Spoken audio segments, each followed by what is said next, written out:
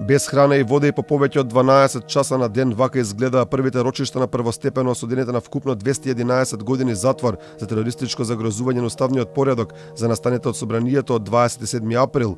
Тие беа држани по цели денови со мали паузи во кои не смееа да напуштат судницата, што влезе и во извештаите на меѓународните организации како што е Хелсинскиот комитет за човекови права. По соодветните реакции на наблюдувачите од граѓанските организации и бранителите на обвинетите во притвор, судот реагираше и на притворените да им беше овозможена храна и вода. Следното прекршување кое беше нотирано се однесуваше на должината на траење на едно судско рочиште. Имено, имаше рочишта кои траја и повеќе од 12 часа. Односот кон тогаш обвинетите во текот на судскиот процес беше причина нивните семејства да поднесат представка до народниот правобранител. Алфа побара изјава од првиот правобранител Насер Зибери на оваа тема, иако првично беше прифатено, одговор кога ќе зборува пред камерата на Алфа се уште немаме. Во овој период обвинетите не смееа да ја напуштат судницата, па дури и доколку имаа потреба од тоалет, беа придружувани од полиција, иако за тоа не беше донесена писмена судска одлука.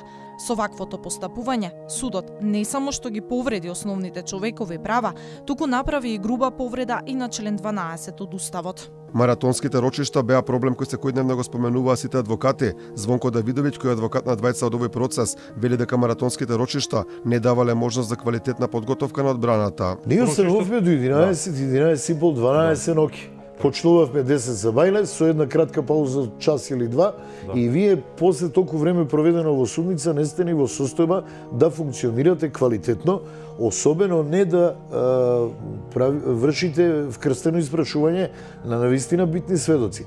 А да не заборавиме, во судница се во прашање човечки судбини.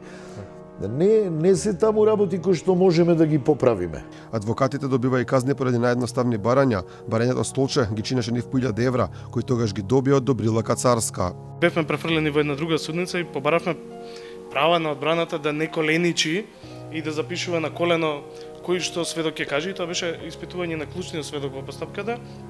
Бевме казнати сите 35 бранители или 33, сега не сакам да карикирам, со по 1000 евра казна, која што апелација не ја намали на 500 евра казна. Инаку чудно е што вака обемен предмет со пресуда на 1054 страни беше завршен за само 7 месеци. Првото рочиште беше на 22 август 2018, а пресудата беше објавена на 15 март 2019 година. Сега останува нејасно зошто иако прво прифати, народниот правобранител Насер Зибери се уште не одговара на барањето на Алфа за снимање изјава околу прекрашувањата на правата на сега осудените за настаните во собранието.